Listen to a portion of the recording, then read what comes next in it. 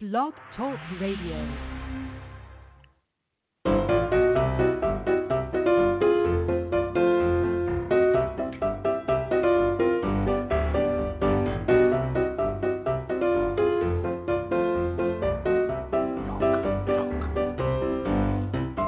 Thanks for tuning in to Unscripted, presented by Be Unique Magazine, because an authentic life is unscripted.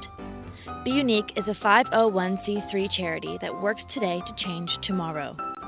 Learn more at our website, beunique.org. That's BUNEKE.org.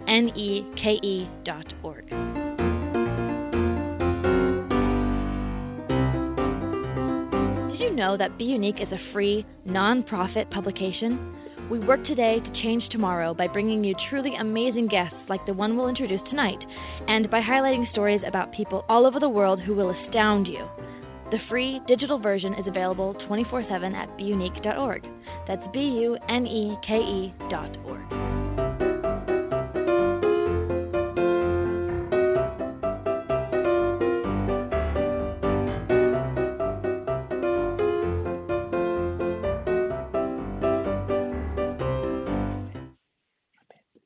Welcome to our show. Thank you, everybody, for joining us. My name is Mary Brotherton. I am your host for tonight's Unscripted show, and my guest is Peter Tabichi. He is a math and science teacher from Kenya, and he's the winner of the Varkey Foundation Global Teacher Prize of 2019. That is nothing small. That's a big, big deal. Peter focuses on bringing information. He's here in the United States this month, meeting a lot of people. Actually, I'm just going to let Peter tell us a little bit about it. I really appreciate you coming to the show, Peter. I know you've been very busy the last couple of weeks, and will probably continue. Before the show started, I was so excited to talk to him that I forgot to tell him that we hadn't started the show. But the show has started now. So, Peter, would you tell us a little bit about the students that you work with in Kenya? Thank you so much.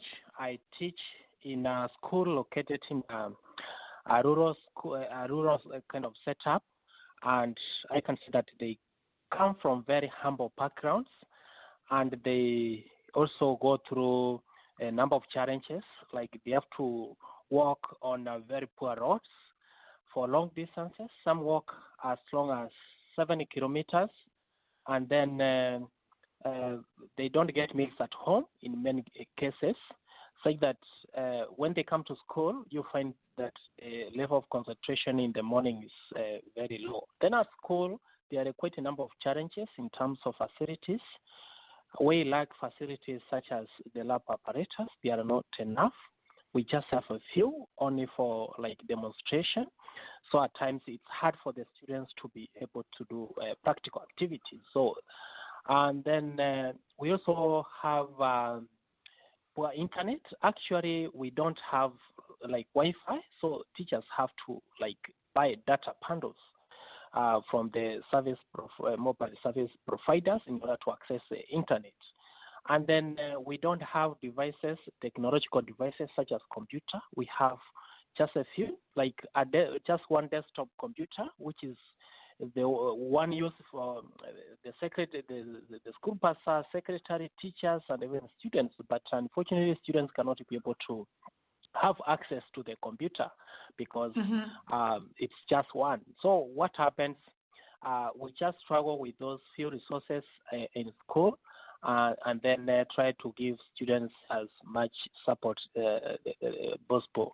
And at the same time, I can say that students really have, a few years ago, used to have like low self-esteem because we have students who come with low entry marks, you know, and like those top schools, like national schools who receive students with high marks. So our school receives students with low entry marks. So what happens, you find that their kind of self-esteem is low, and we struggle as teachers because as teachers, that's our responsibility to help them.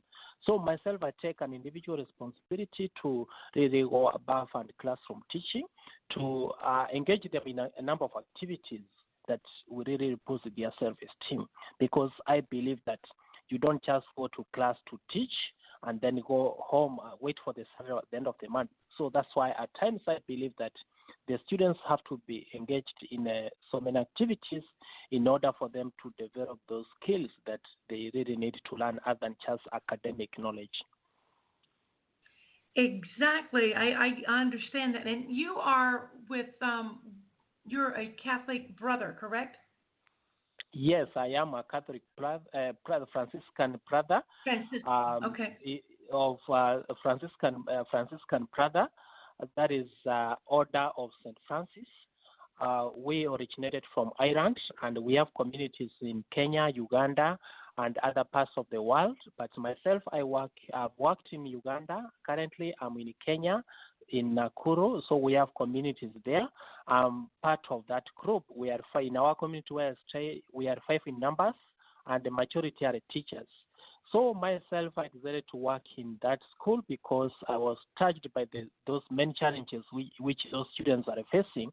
Initially, I was working in a private school which had like bright students. So I was touched by their challenges, and I felt like by joining the school, I'll be able to collaborate with the other teachers, school administration, in order to really boost their self-esteem. And that's what I did. I didn't know exactly where to start from. So what I did, I really focused on doing my best, whichever kind of work that I was given. I was given the responsibility of being the patron of young Christian students. I was also chosen as the patron of Peace Club. I'm also the patron of Science Club. So that really enabled me to do my work and really give students really be able to teach them to learn about the values, about like they need to collaborate, they need to really be creative. So basically that's what I'm doing. And then besides just education, as brothers, we also promote peace. We also promote a sustainable agriculture. So in a way, at times I also do some community work, whereby not just only doing my work at school. So at times I also participate in community activities, whereby we encourage local farmers to grow drought-tolerant crops because that village is at times experiences drought from time to time. And then also at times we also do some activities such as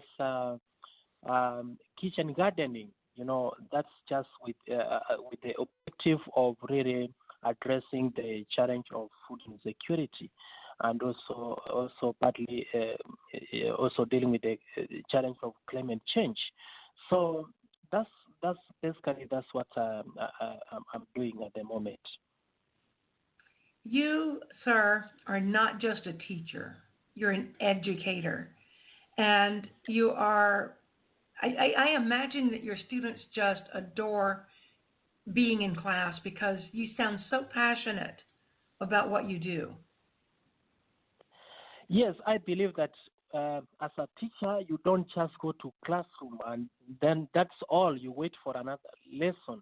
It's good to look around and see how the students are behaving, and even try to understand where they come from. It's good for you to know the kind of life, the kind of background where they come from, the kind of challenges that they are going through. So I believe that no one else can do that. At times when we know that, you find that students are really in trouble. So that is now the role of a teacher. That's why I'm saying that a teacher has a big role to play. And I, myself as an individual, I try as much as possible to really go above and beyond the classroom teaching and ensuring that they learn the values. You know, if they can't learn to respect one another, if they can't learn to be honest, they can never learn that later in life. You know, when they have advanced in years, when they have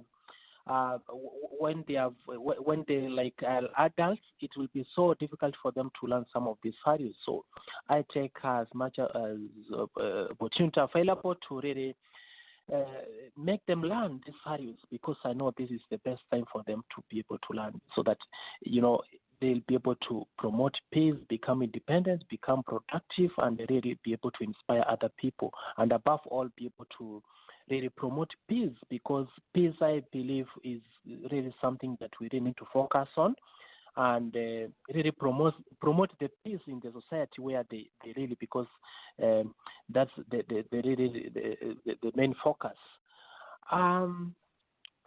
So what I really do is, I believe that every child has potential, great potential, has a gift, and then I try to really bring it out, give them opportunities that will really make this one come out, their talents.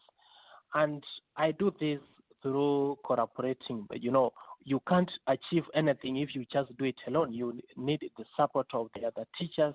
You need the support of the parents. You need the support of the school administration. And these people have really been supporting me because they know the fact of that, and they have seen the benefit. The benefit it's bringing to the school, the benefit it's bringing to the community, and they have been very supportive. And I really thank and appreciate it, like the school administration. I appreciate the support given by the local government and even the national government, and I try as much as possible to maximize that. So, in my own capacity, I do my best, because I believe that you have to be initiative. You have to take initiative to do your best. You don't have to be like the principal. You don't have to be like a minister for you to bring the change, for you to bring the transformation. You do what you can do within your reach to really, that is it, to bring the needed change.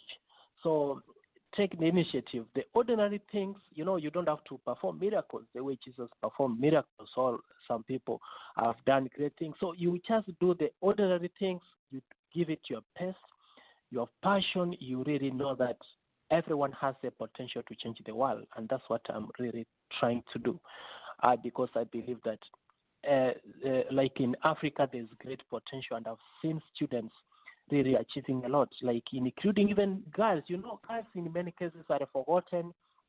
People think that they don't have they are like kind of like second kind of class. So I try as much as possible to giving them opportunities that can really make them also compete in the same way, compete with be able to also do the same way boys are doing.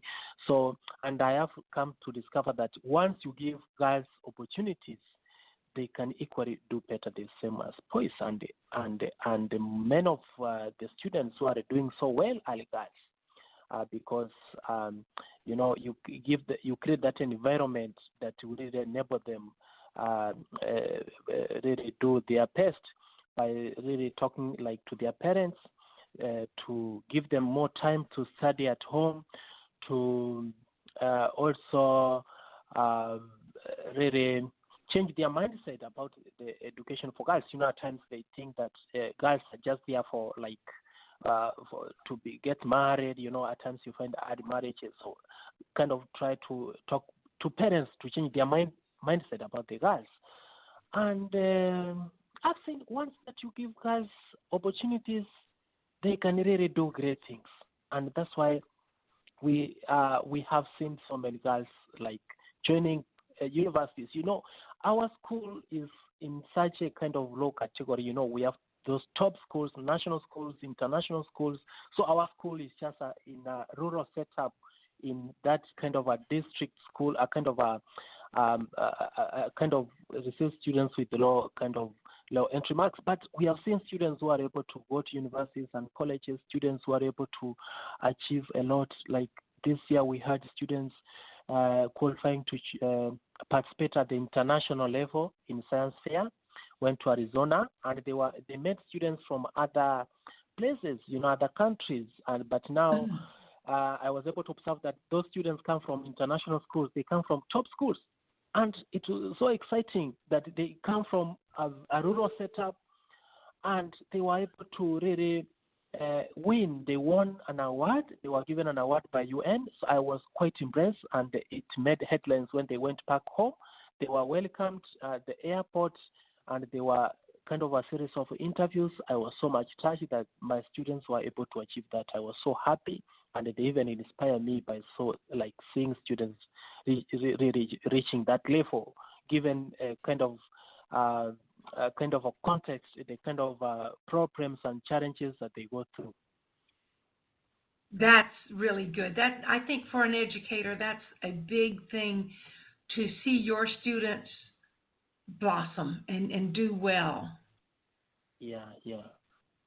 Now, you are in the United States for a very special reason this month. Would you like to tell our listeners a little bit about what you're doing while you're here? And tell us some of the people that you've seen so far. Actually, since winning the Global Teacher Prize 2019, it has given me opportunities to go to many places, many countries, and really meet and interact with really many people. It gave me an opportunity even to be on the plane for the first time. I've never in my life, before winning, I've never been on a plane. So, like going to Dubai, it was my first time. It was my first flight. So it was quite exciting just to see a machine just going up to the sky. So sharing with my friends and my students and teachers, they were so much impressed and so much inspired. So I've gone to travel to many countries.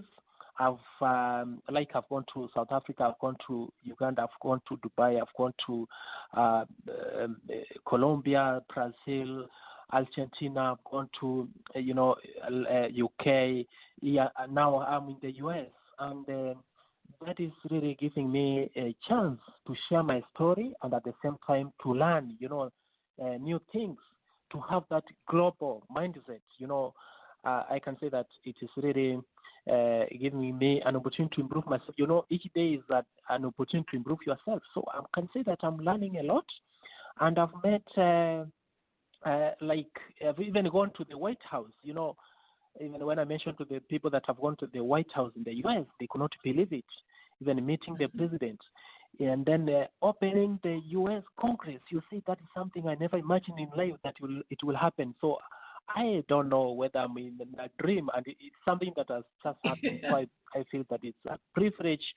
And the other day I was in Las Vegas when I landed here in the U.S.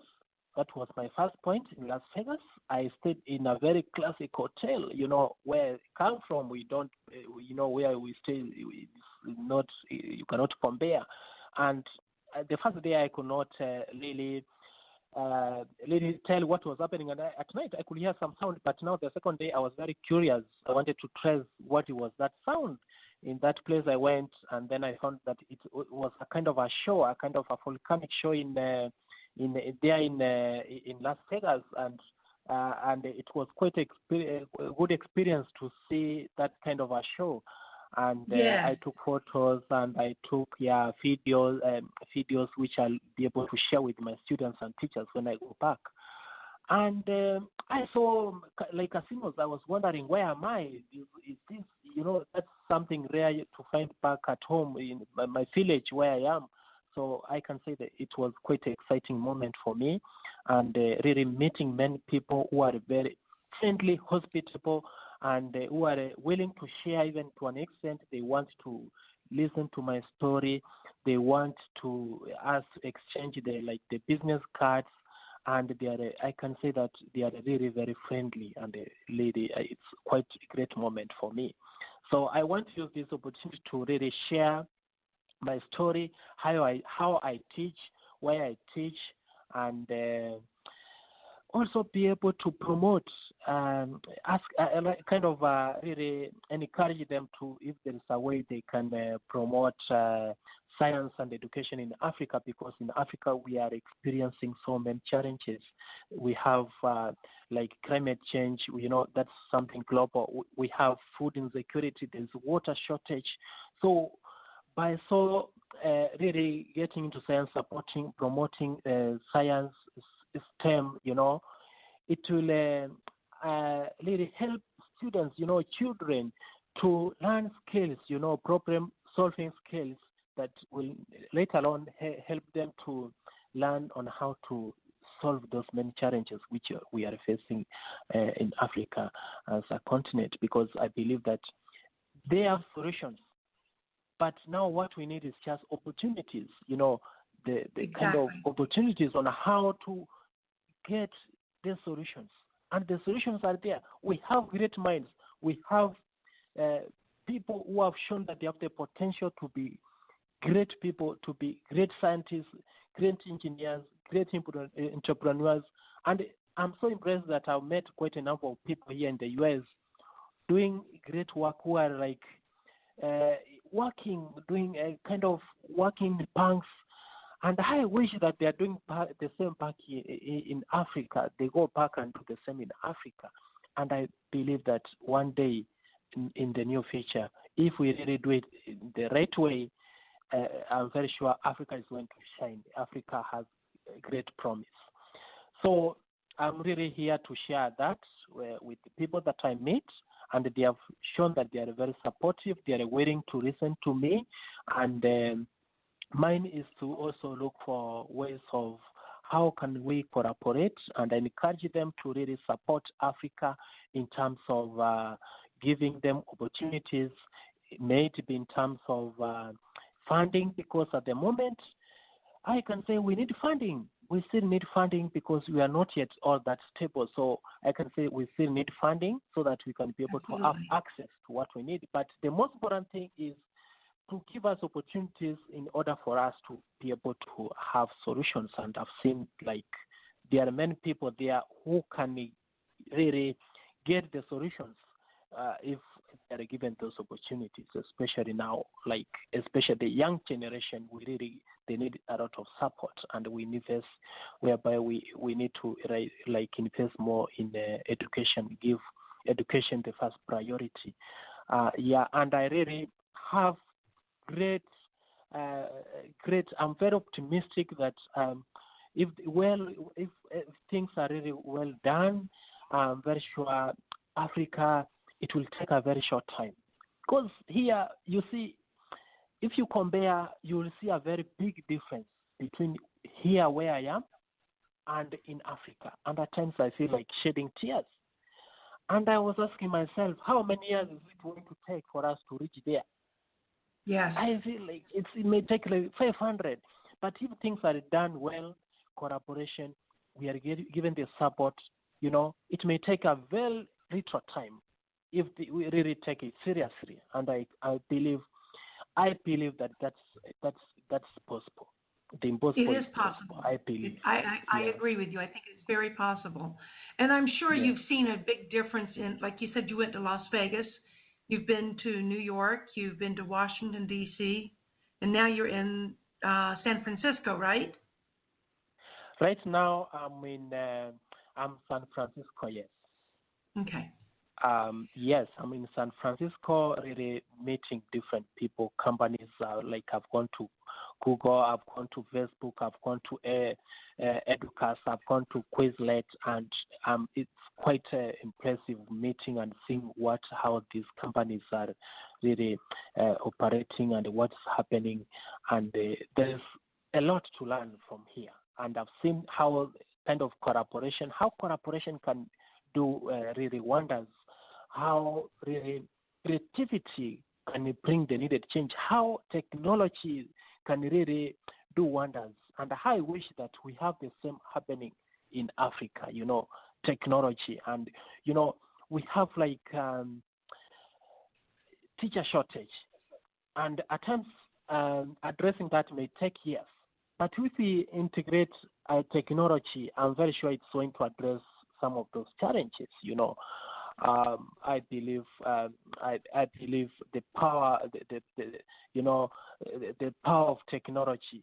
The power of really collaboration. The power of really doing going for the best. Really doing going for the best, and that's what I can say that I'm really learning a lot here in the US.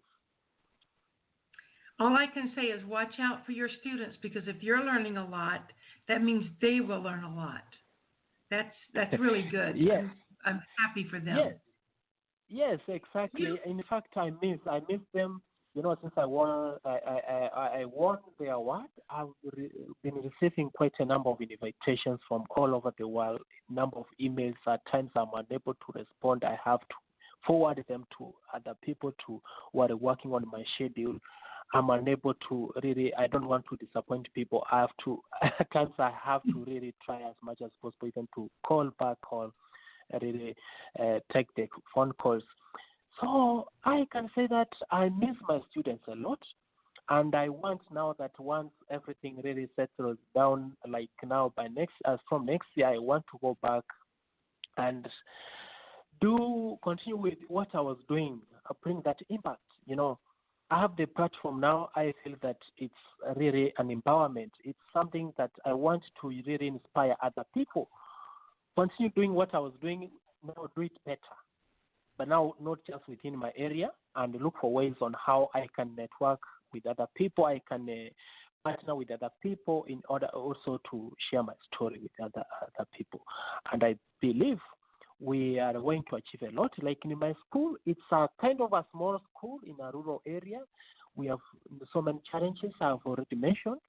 I believe in a few years to come, like in 3 or 4 years, the school is going to transform. It will no longer be the same school. I'm very optimistic, and I really see a great potential in the young people. Even if they have they come with the low entry marks, I believe we are going to really inspire them. We are going to really give them maximum support, so that we can ensure that their dreams, whatever their great potential that they have, is really able to come out, and they're able to do great things.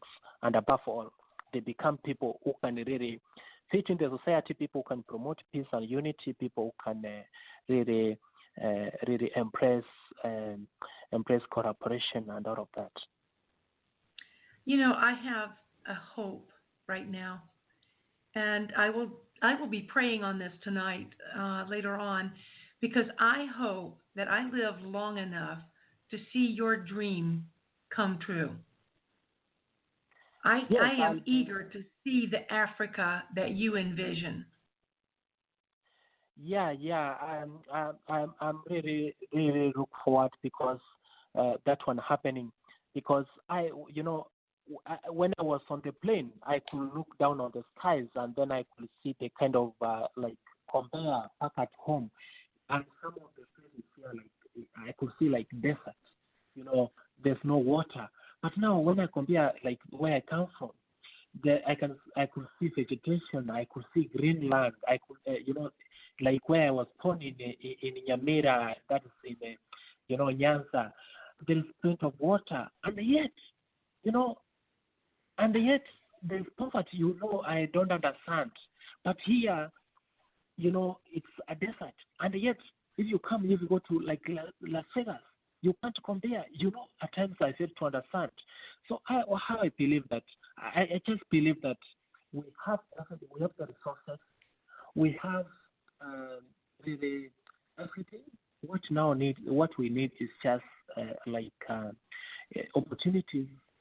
Learn on how to make use of these resources, and I believe good education is what would really enable us achieve really realize our dreams. Quality education, really, I'm so much impressed, what many African countries are doing, like my country, Kenya. We now have a new curriculum. They're trying to introduce a new curriculum, competence test, which gives students skills, competences for them to be able to really for them to be able to benefit. Not really having so much focus on only just the academic part. So I believe that is really we are making that's a step to really enable us achieve the dream, which really achieve something which we really are very optimistic that it will enable us really really achieve a lot back in Africa. So I can say that I'm very optimistic. Yeah. Yeah, I can hear your optimism in your voice, and I am optimistic with you. I think that's a good thing. Yeah. I wanted to ask you about one other thing because I know your time is limited, but you had said that the fates of our two countries are linked. Would you tell our listeners how you feel, why you believe that way? Sorry, repeat the question. About the fate of America and Kenya are linked. Uh-huh. They are linked. I can say that. We're connected. Yes, exactly. I can say that we were born, we are in existence, all of us, we are one people, we are all human beings. So whenever I meet, even when I'm here, I'm speaking to people, everyone is just a human being. So we have that common kind of, we share that in common. I don't see different races. I don't see the different tribes. Myself, like I'm a Kisi, and then another person is a Kikuyu. So I don't see that. We are all human beings, and I am seeing people who are very hospitable, and I feel that kind of kind of unity.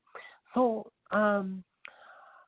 we are also, I can say that we are linked because I've seen so many people who are willing to support so many programs in Africa.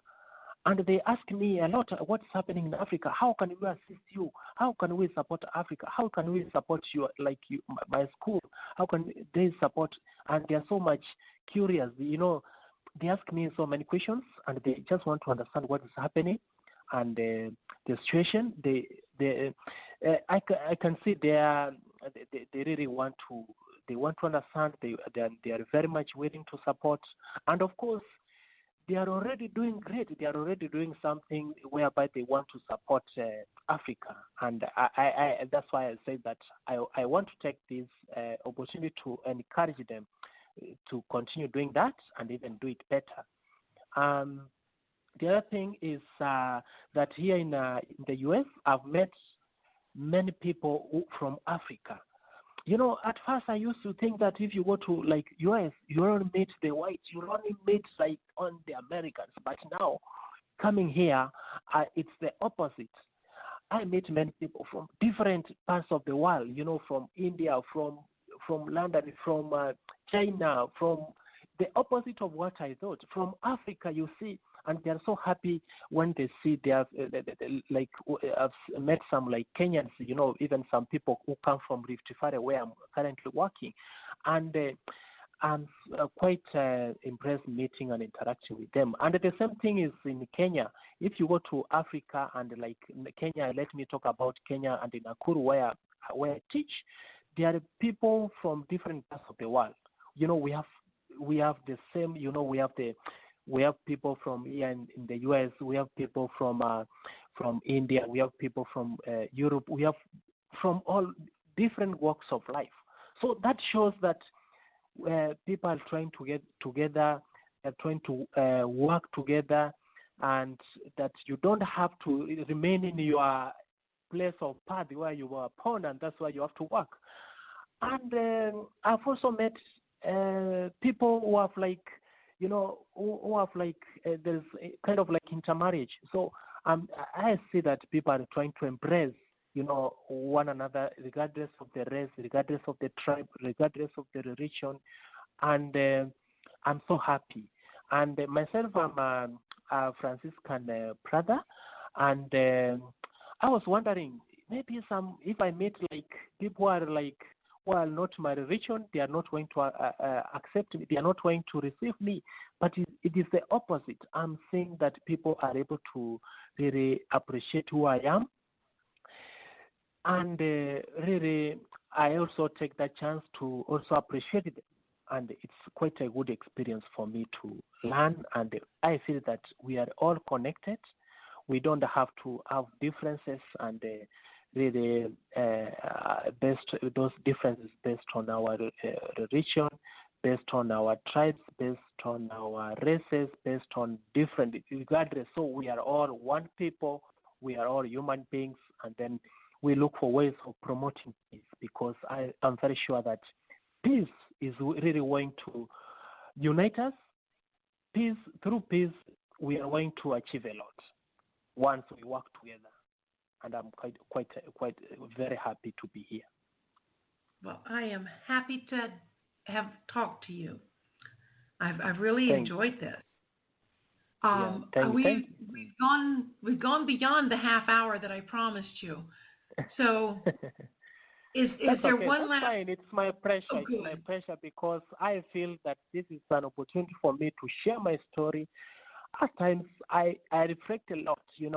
I have plenty of time when I'm like on the plane. I reflect. I look down on the crowds. I do a lot of reflections, and I feel like when I share my story, it's quite great. So I'm so happy, getting the chance to share my story. Really, that there is great promise, and when you see people fighting based on like I don't know, based on the tribal, I can't understand. That people don't want to relate with one another because this one is not, they are not of the same gender. I don't understand. So I do a lot of reflections.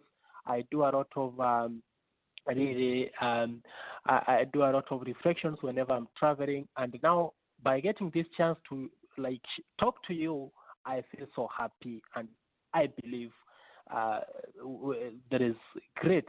There are great things. There's great promise. There are great things to be achieved. I agree. I really do. And I'm going to get in touch with Angela later. I want to get your address in Kenya, and I want to send you and your students some copies of the magazines that we do, because I think the things that we do. One of the reasons that we exist is to help put our information in the hands of people who don't have the internet. And I want to make sure that your students, I'll only be able to send a few copies, but I will do that. I want to make sure that you have some copies of this. And I intend to work with her also, and I want to do an article in the December issue about you and your visit here. She'll give me some more pictures that we can put and talk about where you've been. And I'd like to keep in touch with you down the road. I don't know, you use WhatsApp, so we do that as well. So maybe sometime we can communicate with your students. Oh, that will be fantastic. That will be fine. But now what's happening this year, I have quite a number of many invitations, at times so many calls, at times I'm out. But there are some people working on my schedule.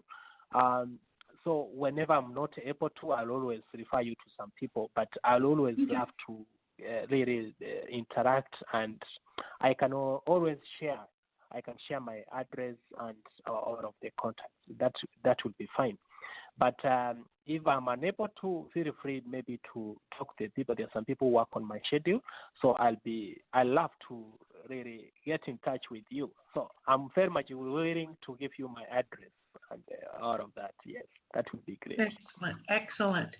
I really think that your students will enjoy some of the stories. We talk about people that are making a difference in the world, and we're not the kind of magazine that does a lot of advertising or does a lot of sad stories. We always try to bring positive things to light, and I think that your students would enjoy that. Oh, that will be great. I also love to. I'll be very happy. Very, very. I'll appreciate everything. Thank you. Yeah. Thank you so much. Is there anything else that you would like to make sure that our readers know and our listeners know about? No, except it's just to appreciate your time and the opportunity to share my story. But in case you have any question, feel free to ask. In case you have another question, you feel that you have not, you feel free to ask. Well, thank you. I just enjoyed getting to know you a little bit better and hearing. Well, I do have a question. Of all the places you visited in Silicon Valley, which one has been kind of more fun for you? I can say everywhere, because everywhere that I go, it's quite great. I like all the places, because we don't have that in Kenya, and all the time I keep like comparing with what we have there in Kenya and in the village where I come from. Okay, we have many places, cities, and the urban areas. They are similar places, but now when you go to the remote areas, it's the opposite. Like where I teach, where my school is, you don't get this. So I'm so much happy, and everywhere that I go, it's quite impressive. And like here in the Silicon Valley, I've gone to different companies, and I've seen the kind of structures and the infrastructure, the roads, the kind of roads they have, the kind of technology, everything, and how people are very hospitable, all the places that I've gone. But, there are quite a number of memorable moments. Like now you see visiting the White House, addressing the U.S. Congress, and now next week I'll be attending some of the sessions at the UN conference in New York. Those are some of the memorable moments. Yeah. That's really nice. Yes. When you visited Cisco, I believe they did something very special for you, didn't they? Yes, and it's San Francisco. I guess San means Saint, and Francisco means Francis. So it's just some connection with my order of Saint Francis. So I believe that Saint Francis is also here. I'm visiting a place that is named after the Saint Francis and Saint Clare of Assisi. Yeah, so it's quite a special moment, and to see such a wonderful place with where you have headquarters of very big technology companies, and meeting the CEOs, and meeting the top officials, and seeing what happens there, sharing with them my story. It's quite impressive. And didn't they fly the Kenyan flag for you? Yes, they did that, and something. It was like a surprise, I thought they would just say hi. So I've gone to quite a number of places where I see the Kenyan flag as a way of like receiving me, welcoming me. That's why I say that they are very hospitable. So I see that connection, that the flag that I see in Kenya, in Africa, is the same flag here in the U.S. That shows how hospitable they are. It makes me feel at home. It makes me really feel that I am appreciated. You see now, so there is that, we feel connected with these people, and I wish that they do that, and it's quite impressive to see all of that happening. I'm very sure I took photos, and when I go back home, I'll be able to share with my friends and families and other people, teachers, students. They'll also really be very happy to see those photos and videos. I am sure. So did you leave a big family behind to come here? Sorry? Do you have a large family? I am a Franciscan brother, and we are we live in a community of like 5. Okay. There are different communities. But my family siblings, where I was born, is in Kisii, near Lake Victoria, part of Kenya. So where we have like family siblings, and then my father is still my father. We are currently with my father, but unfortunately I lost my mother when I was young, and we went through a number of challenges. My father was a primary school teacher. After losing my mother, and my father decided not to marry because he said that if he marries, things are going to change. So he took the responsibility of being the father and the mother and all of doing all those responsibilities, preparing meals, giving us the best education, ensuring that we have everything that we need. So we went through also a number of challenges, but he ensured that we have the best education, and he inspired me to become a teacher. Now that he was a teacher, he's now retired, not working, but still happy. When he learned that I'm the winner, he's the happiest man all the time. Times he keeps calling me, I also call him. He's very happy, very, very, very happy, and I'm so happy that he's happy because they say that happiness is something that can even make you even live longer. I'm so happy that he's happy, and I am sure he is so proud of you.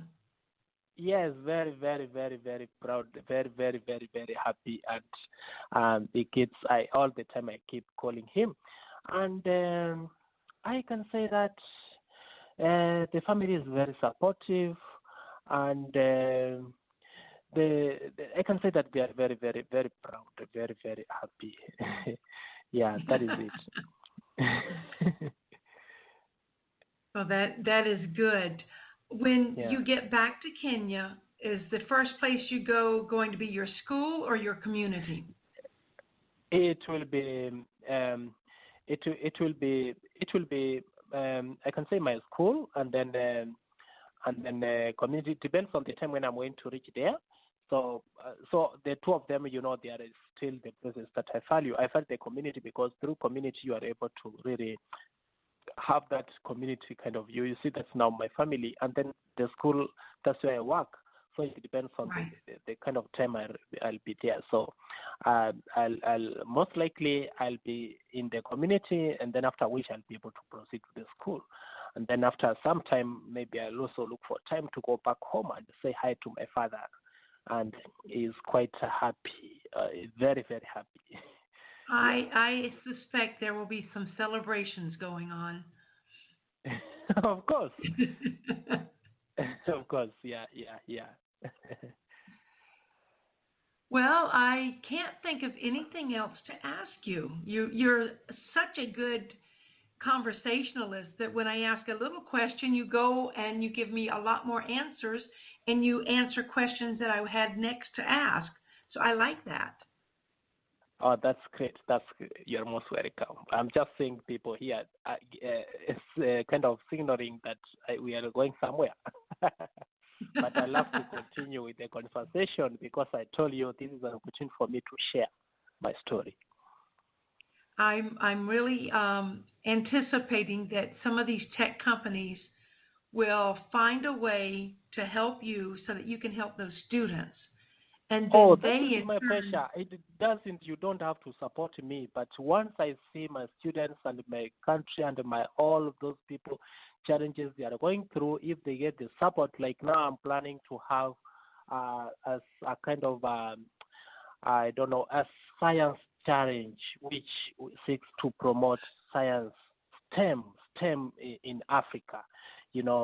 I don't know how to start, how to achieve that, but now I'm very sure if I get support from people, it's going to really do great. And it's something I'm really trying to figure out how to start it, how people to consult experts and the people who really know exactly how that can really make that continent shine, because I believe in the power of science and technology can really lead in unlocking the potential of the great potential in Africa. So I'm thinking of really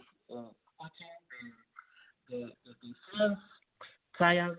I don't know whether to call it Peter Tabichi Science Challenge. I don't know, but I wish that I get people who can really support me, and with the aim of really bring out that great potential in Africa, whichever way they suggest. Yeah. Well, it's very interesting that we're having this conversation today, because today is the day that a lot of students walked out of class to go on strike for this climate correction.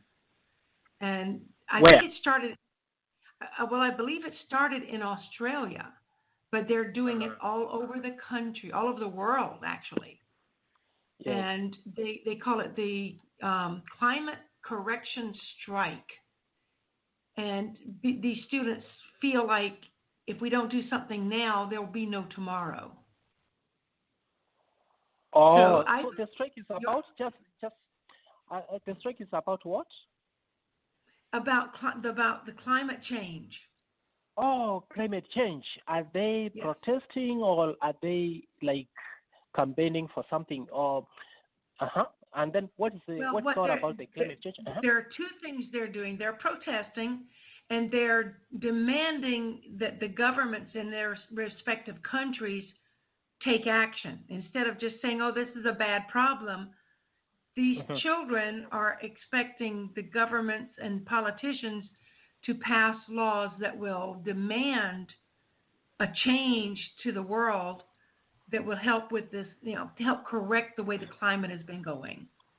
Yeah, the world, you see, is facing so many challenges, and the climate change is a major one of the challenges, and I think people need to do something.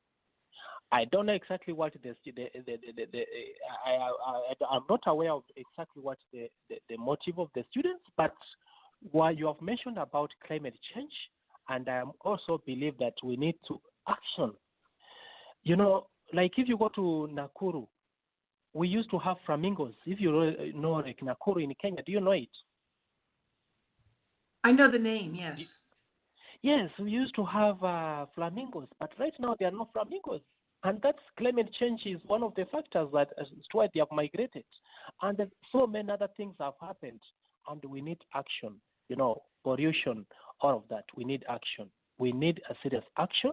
And if that's not going to happen, I'm very sure we are headed to a very big crisis. So I support all the efforts that we really promote kind of environmental conservation that seeks to give solutions that will deal with climate change, that will deal with pollution, that environmental conservation also has much connection with the peace. If you don't conserve the environment, then it means you not have peace. Peace and environmental conservation are the two things which are linked. They are the two things which you cannot separate. So I believe that we need to do something. We need to take action to solve so many challenges that the world is facing. I agree. And I think that by you putting down this challenge to these tech companies as well as your students, and now I think the challenge goes out to the entire world. I believe everyone needs to take action. We don't have to sit back and wait for people, organizations, and the governments, and the schools, and the people to. You do it like yourself where you are. I don't know where you are. Can you do something to really conserve the environment? I talk to you. Let me do something. Individual responsibilities. Individuals take action, and then you also influence also the other organizations and institutions and all of that, other people, stakeholders also to take action. But it all starts with you and me. Exactly. One person can make a difference. Yes, exactly. Just small steps. You don't have to plant in terms of million trees in 1 hour.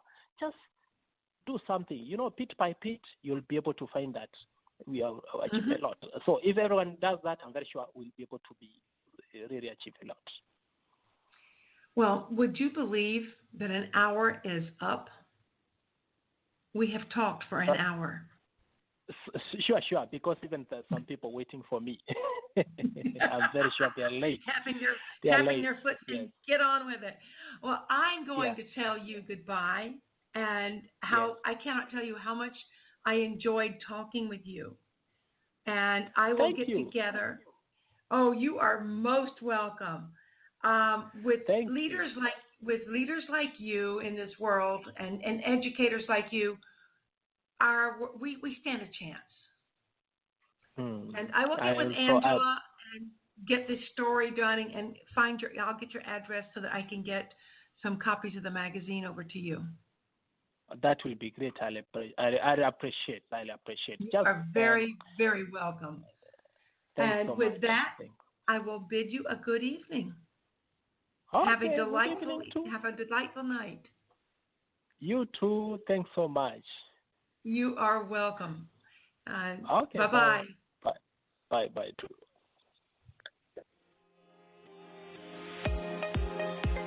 If you like the show tonight, let us know. Call 321-417-4309 or email mary@beunique.org to ask how you can sponsor the show. It's simple and doesn't have to cost much at all. Visit beunique.org for even more details. That's BUNEKE.org.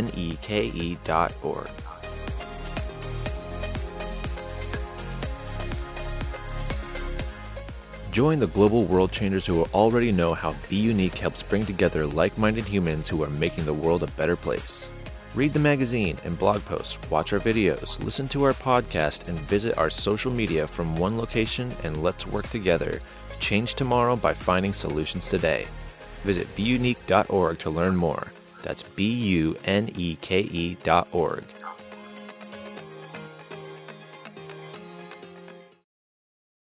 Tonight we were talking with Peter Tabichi, and he is the world's most celebrated teacher. He earned the Varkey Foundation Global Teacher Prize for 2019, and he is a world changer. I hope you enjoyed the show. Stay tuned to the December issue of Be Unique magazine for a lot more information about Peter Tabichi, the Kenyan science teacher who has taken the United States by storm. Good night.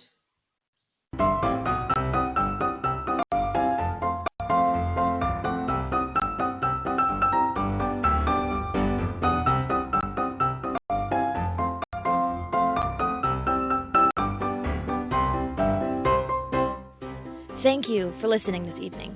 We're happy you chose to spend this time with us, and we hope you learned as much as we did. Be sure to come back the first and third Thursday of each month for more exciting guests, and if you'd like us to invite you or someone you know to speak right here, just go to beunique.org and contact us there.